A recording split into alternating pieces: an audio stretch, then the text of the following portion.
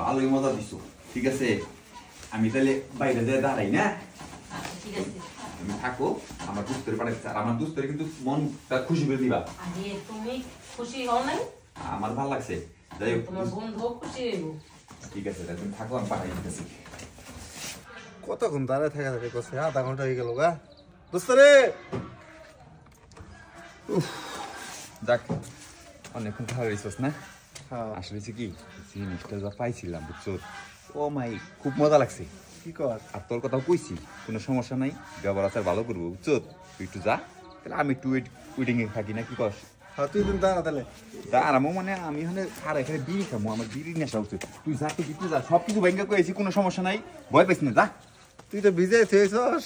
আরে তুই এগুলা কোনো বিষয় না, কত গুন্ডায় যাইতেছে, আমরা মনে কর যে ওটা কিছু মনেই করি না, যা।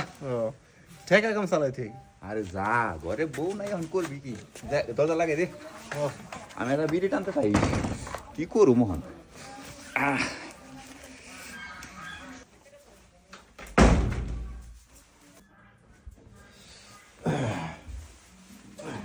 এই উঠো, বন্ধু তো গেছে কেন?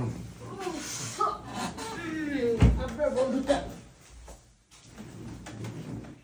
আরে নীলা, তুমি তুমি এই জায়গায়? তুমি এই জায়গায়? এটা আমি কি দেখতেছি? তুমি এই জায়গায় এই কাজ করতেছ? তুমি তো এই জায়গায় থাকার কথা না। আচ্ছা, তুমি এই জায়গায় কেন? আমি বুঝলাম না। আমারটা পরে, আগে তুমি বলো তুমি এই জায়গায় কেন? তুমি তো বললো তোমার চাকরিতে গেছো।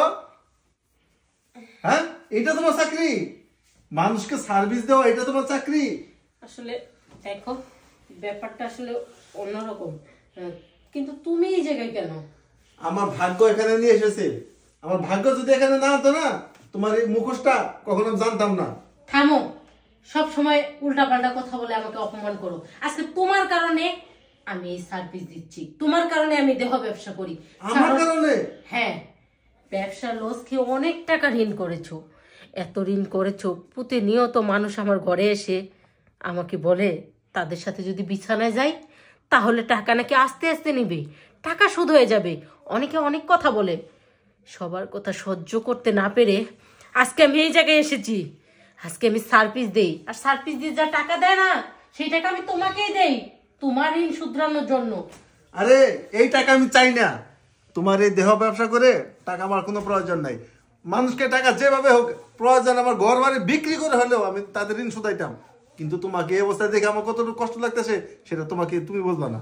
কিন্তু তোমার থেকে কষ্টটা আমার বড় বেশি, কারণ আমি যে পুরুষের জন্য আজকে এই রাস্তায় নেমেছি সেই পুরুষ আজকে আমাকে বাসায় না পেয়ে এই জায়গায় এসেছে। তুমি এই জায়গায় কেন এসেছো? তোমার চাহিদা মেটানোর জন্য। আজকে তোমার বউ ঘরে নাই বিদায় তুমি এই জায়গায় এসেছো, এই খারাপ জায়গায় এসেছো বউয়ের খায়েশ মেটানোর জন্য। তোমার চরিত্র কি ভালো? আর তুমি কি আমার স্বামীর সুখটা দিছো? আজকে তোমাকে বলেছি যে আমাকে একটু খুশি করে যাও, আমার আজকে মন চাইতেছে। থামো, কিভাবে তোমাকে খুশি করব? কিভাবে তোমাকে স্বামীর সুখ দেব? তোমার ঋণের বোঝা আমাকে তিলে তিলে ধ্বংস করে দিচ্ছে। আমার এখন খালি দরকার অনেক টাকা, যে টাকা হলে আমি তোমার সব ঋণ শোধ করে তোমাকে নিয়ে সুখে সংসার করব, যেখানে কোনো বাধা থাকবে না, যেখানে কেউ কিছু বলতে পারবে না। না, আমি এই টাকা চাই না। আমি এই টাকা দিয়ে আমার ঋণ পরিশোধ করতে চাই না। এই টাকা দিয়ে আমি কোটিপতি হতে চাই না। তোমার অনেক টাকা দরকার, তুমি টাকা ইনকাম করো। প্রয়োজনে হাজার হাজার মানুষ নিয়ে আসে তুমি সার্ভিস দাও, আমার কোনো সমস্যা নেই। কিন্তু তুমি আমার ঘরে যাইতে পারবা না, বাস।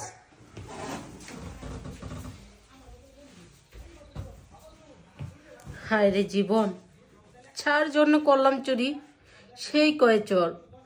আজকে ওর ঋণের বোঝা শোধ করতে গিয়ে আমি আমার সুন্দর জীবনটাকে নষ্ট করে দিছি। আমি নানান পুরুষের কাছে আমার দেহটাকে বিক্রি করি শুধু ওকে নিয়ে সুখে সংসার করবো বিদায়। কিন্তু আজকে আমার সব স্বপ্ন, সব আশাও ভেঙে দিল।